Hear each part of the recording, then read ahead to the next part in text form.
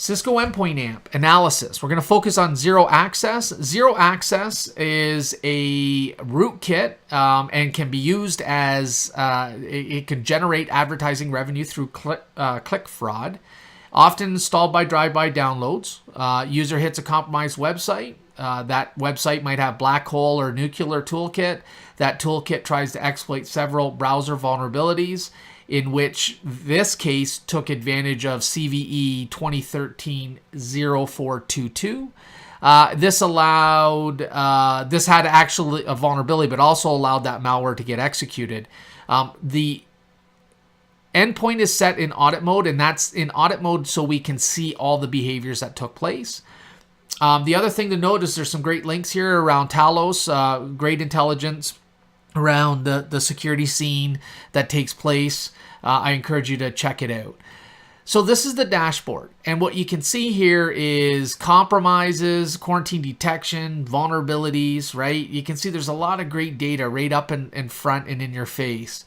In our case, we're just going to go over to the inbox, and the inbox is going to give us insight into things that require attention, right? That's really our focus here.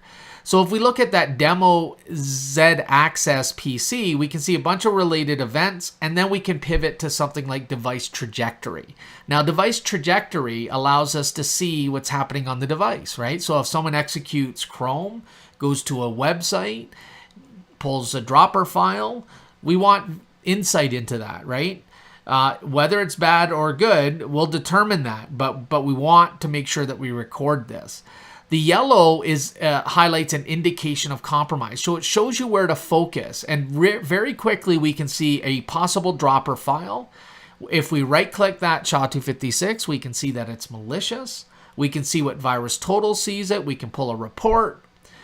We also then pivot over to the other indicator, and we can see a possible compromise with Java. Okay, well, that's good. Now we know what's kind of took place, right? We've got the indicators. But the first thing I want to do is look to see, because I can see there's a legend at the bottom, right? But I can see that there's a couple connection events just after that indicator of compromise. So I want to look at those. And the first one that we look at is actually to MaxMind. Now, MaxMind is for geolocation positioning, right? So it wants to get an idea of where you are, okay? So that's first in that step, and that's part of what zero access does. And then the next one is a DNS request gets made. And again, that's a behavior of zero access. They want to make sure they can resolve. So now that I've got the indicators of compromise, I've nailed down the connections. Now I want to see what actually happened, right? So now if I look at Java itself, I can see that first incident that Java created a file.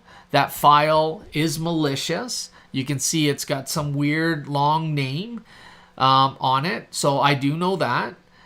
The next thing that happened was Java moved the file. Okay, so now I know that. And then Java executed that file. Well, that's not a typical behavior, right? So now I know that Java executed some payload. That leads me to believe there's a vulnerability on Java. And if I look, we actually indicated that, right?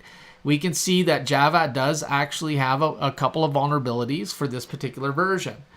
So that's good. Now, if I go back a little bit, let's see how it all played out, right? So the first thing I do is I click on the first connection from Chrome, and I can see that it went out to a website. Okay, interesting, right? Some things might be obvious, some things may not. If I check the other one, I can see that it also made a connection outbound. Okay, that's good. Now I know where it's being connected. And then finally, the last one went to pwnme.com and pulled an exploit.html. Interesting, port 888. Okay, well, that's interesting. So what happened just after that? Well, we can see that very quickly that we see JP2 launcher being executed by Chrome. Okay, so it invoked jplauncher.exe.